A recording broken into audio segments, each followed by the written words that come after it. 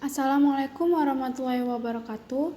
Nama saya Nadila Hafilah Rahab dengan NPM 2208260155. Di sini saya akan menjelaskan mengenai penyakit PPOK atau penyakit paru obstruktif kronis menggunakan mind map yang telah saya buat sendiri.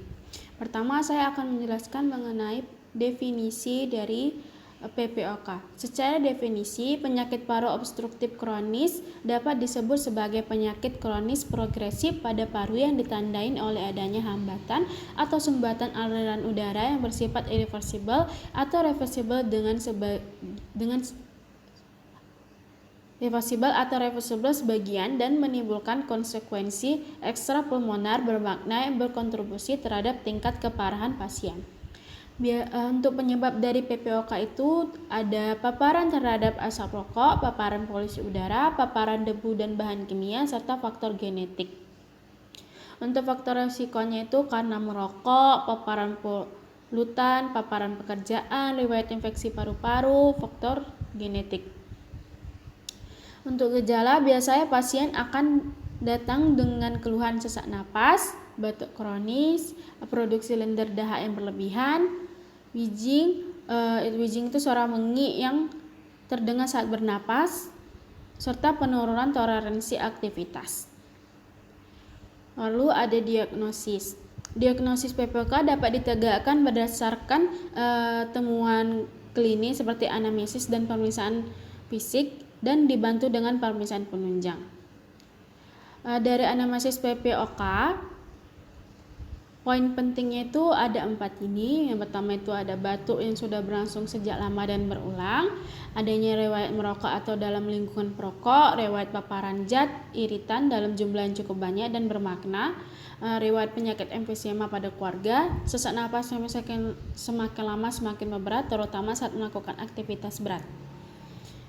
Di sini ada 2 tabel. Tabel pertama itu ada skala atau derajat dari sesak napas, itu ada derajat 0, 1, 2, 3, dan 4. Lalu ada tabel mengenai penilaian kelompok pasien PPOK dapat dilihat sendiri. Untuk derajat 0 itu sesak napas baru timbul jika melakukan kegiatan berat. Derajat 1 sesak napas timbul bila berjalan cepat pada lantai yang datar. Derajat 2 jika berjalan bersama teman seusia di jalan datar selalu lebih lambat. Untuk derajat 3 perlu istirahat untuk menarik napas setiap berjalan 100 meter. Sedangkan untuk derajat 4 timbul sesak napas sekitar mandi atau berpakaian. Untuk penilaian kelompok pasien PPOK dapat dilihat sendiri di tabel berikut. Ada populasi A, B, C, dan D. Ada perbedaannya juga. Lalu untuk pemeriksaan fisik, penilaian fisik pasien PPOK dapat bervariasi dan tidak ditemukan kelainan sampai kelainan jelas dan tanda inflasi paru. Yang pertama kita bisa melakukan inspeksi yang mana akan terlihat, yang pertama terlihat itu adalah pursed lips breathing, yaitu mulut setengah terkatup dan mencucu, ada tanda penggunaan alat bantu napas, ada barrel chest, pink puffer. Untuk pink puffer itu merupakan gambaran khas pada emfisema, yaitu kulit berwarna merah, pasien kurus, dan pernapasan pursed lips breathing. Yang terakhir ada blue blutter. Blue blutter ini gambaran khas pada bronkitis kronis, yaitu pasien tampak cyanosis serta prefer gemuk, terdapat edema pada tungkai dan rongki basah di basal paru. Lalu kita bisa melakukan palpasi. Pada palpasi dapat ditemukan vokal fremitus, melemas, dan sela iga melebar, terutama dijumpai pada pasien dengan emfisema dominan. Baru kita melakukan perkusi yang mana akan terdengar hipersonor akibat peningkatan jumlah udara yang terperangkap, batas jantung mengecil, letak diafragma rendah, hepar terdorong ke bawah terutama pada emfisema. Baru kita dapat melakukan auskultasi di mana akan terdengar suara napas vesikular normal atau melemah, terdapat rongki dan atau mengi pada waktu bernapas biasa atau pada ekspirasi paksa, ekspirasi memanjang, serta bunyi jantung terdengar jauh. Lalu untuk pemeriksaan penunjangnya kita bisa melakukan uji faal paru dan spirometri dan bronkidilator. Uji faal paru berguna untuk menegakkan diagnosis, melihat perkembangan penyakit, dan menentukan prognosis. Spirometri digunakan untuk mengatur volume maksimal udara yang dikeluarkan setelah setelah inspirasi maksimal. Lalu yang kedua, kita bisa meminta foto torak PA dan lateral, meminta analisis gas darah AGDA.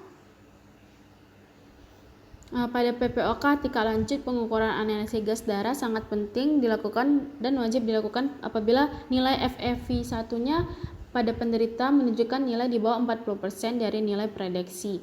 Baru kita bisa melakukan meminta pemeriksaan sputum dan meminta pemeriksaan darah rutin serta pemeriksaan penunjang lainnya seperti EKG.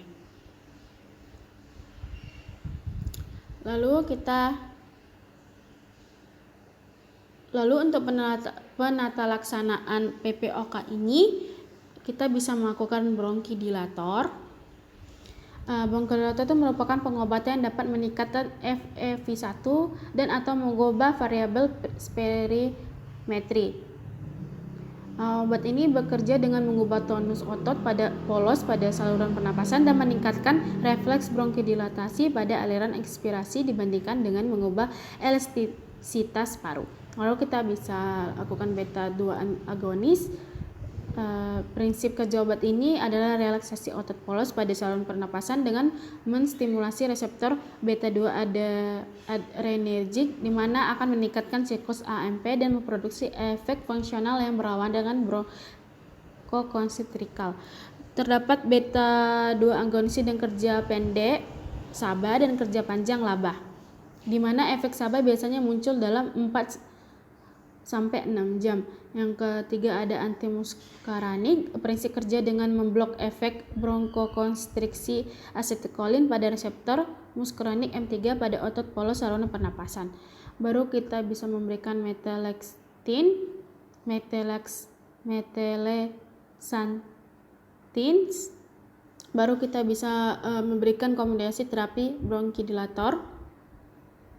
Itu kombinasi bronkidilator itu SABA S dan SAMA S memberikan efek perbaikan FEV1 dan gejala diberikan secara tunggal. Baru untuk antiinflamasinya kita bisa memberikan inhaled corticosteroid ICS, bisa terapi inhaled triple, oral glucocorticoid, serta PDE4 inhibitor. Untuk antibiotiknya kita bisa memberikan azitromisin 250 mg per hari atau 500 mg 3 kali per minggu, atau erythromycin 500 mg 2 kali per hari dalam 1 tahun dapat menurunkan resiko eksaserbasi. Baru untuk diagnosa banding PPOK itu bisa dilihat dari tabel ini, ada asma, gagal jantung kongesti, bronkiekstasi, tuberkulosis, serta SOPT, sindrom obstruksi pasca TB. Di sini kita dapat melihat gambaran-gambaran klinis dari penyakit-penyakitnya di tabel ini. Baru untuk komplikasi dari PPOK itu ada gagal napas, infeksi berulang, serta kor pulmonal. Gagal napas ini dibagi dua lagi, ada gagal napas kronis serta gagal napas akut. Untuk pencegahan PPOK itu kita dapat menghindari asap rokok, hindari polusi udara, hindari infeksi saluran pernapasan berulang, mencegah perburukan PPOK dengan berhenti merokok, gunakan obat-obatan adekuat, mencegah ekspresi berulang. Selebihnya dapat dilihat, ini referensi yang saya gunakan. Kurang dan lebihnya saya mohon maaf. Sekian dari penjelasan saya mengenai penyakit PPOK. Terima kasih. Assalamualaikum warahmatullahi wabarakatuh.